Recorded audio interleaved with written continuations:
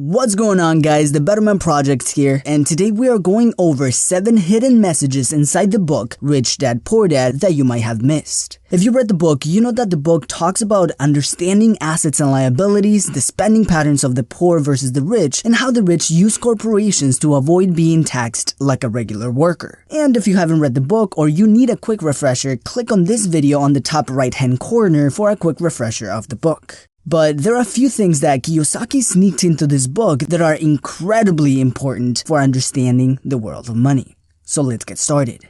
Number 1. Money, or the lack of money, is a result of your emotions. Think back to your financial life. How many of your financial decisions were emotional and how many were carefully thought over and practically planned out? As much as we want to think that we logically make every decision, many money choices are emotional decisions that we try to justify logically. Kiyosaki talks about the 2 core emotions that control most people's financial life: fear and greed.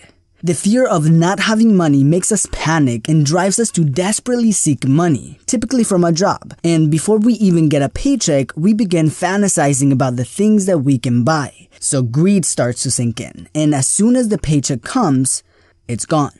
This emotional spending brings us back to the panic of not having any money. So the fear and stress of not having money rises up again. And the cycle starts all over again. We feel fear, we seek money, we get paid, we get greedy, we start spending, we blow our money, and we're back to square one. This is what Kiyosaki calls the rat race. These 2 emotions keep many people running in place for years without any change in their financial life. So being aware and taking control of these 2 emotions in your own life and taking the time to plan your finances ahead might save you a lot of stress, money, and help you build a stronger financial future. Number 2. Work to learn, not just to work. Most people take jobs on whatever is available, and in certain instances, we might have to if money is tight. But something that not many people talk about is using their jobs to learn a skill and not just to make a simple paycheck. When you think of a job, you think of going to work and getting paid. But something that Kiyosaki briefly mentions in his book is that using jobs as a way to learn and practice new skills is more valuable than the paycheck you make by having a job. If you learn highly valuable and highly monetizable skills at work, they might be very profitable for you in the future. On top of that, you get to make a paycheck while learning and practicing your skills. So next time you're looking for a job, it might be a good idea to figure out which ones will be able to teach you important and valuable skills. Number 3. The rich do not work for money. They work sometimes for free to build systems that make money. This is where the whole concept of assets come from. If you take a look at most successful business owners, they work very hard, sometimes without pay, for a period of time to build systems that are going to work around the clock, so eventually they don't have to. While most people work to get paid once, rich and successful people work to build systems that can generate money for them. Whether they're building a brick and mortar business where they will need to build a team of employees to run the business, or they are building an online business where they can take advantage of automation systems. They focus on building a system that will work without them, even if this means working without getting paid. If they don't, they will continue to spend the rest of their lives working and exchanging their time for some money. Number 4. You come first. I'm going to say something that is not going to be so nice to hear. The money that you work so hard to make is not really yours. If you think about your financial life, chances are that once you get a paycheck, you begin paying things like your rent, your bills, your living expenses, your car, your taxes, and spend a little money here and there. And if there's anything left, then you save. The money that we make isn't really ours if it's out of our possession. It is up to us to make a decision to pay ourselves first. See, most people, especially those who make a decent paycheck every month, tend to spend their hard-earned money on luxuries like a nice car or a nice house. But if you take a look at some of the richest people in the world, they actually do not pay for their own luxuries. They get other people to pay for them. More on that later. Kiyosaki goes as far to say that even when he was in debt and he had a pile of bills to pay, he still paid himself first. This is a concept that isn't revolutionary or innovative. It's a simple concept that can make a huge financial difference in your long-term financial life. This is something that many of the most successful people in the world talk about, from Grant Cardone saying that even when he was a millionaire, he still spent money like he was broke, to Gary Vaynerchuk, who saved all of his money working on his dad's liquor store to invest in companies like Facebook and Twitter. Number 5. You become what you study.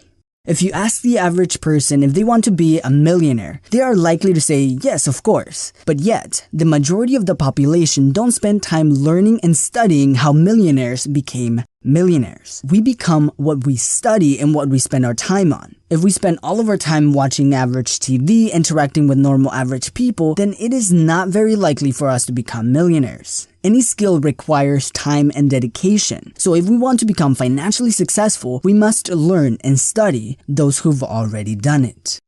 Number 6. Become wealthy, not just rich. See, most people go to work or build a business that generates a paycheck. And in many cases, those can be pretty big paychecks. There are a lot of people who make hundreds of thousands or even millions of dollars who are still not wealthy. This is because there's a difference between being rich and being wealthy. The difference comes down to how they use their money. Let's take a Hollywood actor for example. They can make millions of dollars every year making movies. So since the actor is a millionaire now, he spends his money getting himself a nice mansion, the most expensive watches, and a few supercars. Depending solely on his acting career, the actor is only rich, not wealthy. Because his money depends on his labor and he spends his hard-earned money on luxuries which might make him look rich, but in reality is making him poor. On the other hand, those who are not just rich but wealthy don't use their hard-earned money to buy luxuries. Instead of buying a multi-million-dollar house or a nice car, they use their money to buy or create assets that will not only increase in value but also generate enough cash flow to buy their owner's luxuries. As Kyosaki says, my assets buy my liabilities, and his assets continue to grow simultaneously. The rich make money. The wealthy use their money and other people's money to build money-generating empires. Number 7.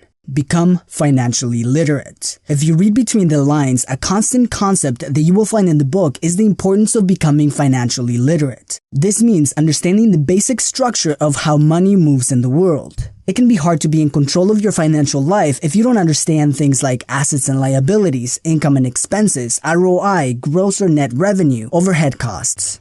A very good practice is to analyze your income and expenses every month. This way, you become completely aware of where your money is coming from, how much is leaving your bank account and where is it going, and how much is left for saving and investing. As you get a hold of your own finances, you can start moving forward to the other concepts as needed.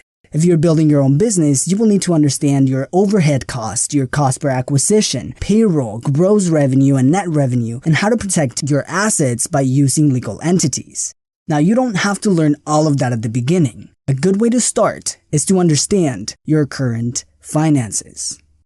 In the comments below, let me know what was one idea that resonated with you the most about this video. And do you know how they say that the average millionaire has 7 streams of income? If you want to learn what they are and how they work, make sure to check out this video about the 7 streams of income the average millionaire has. And I will see you in the next video.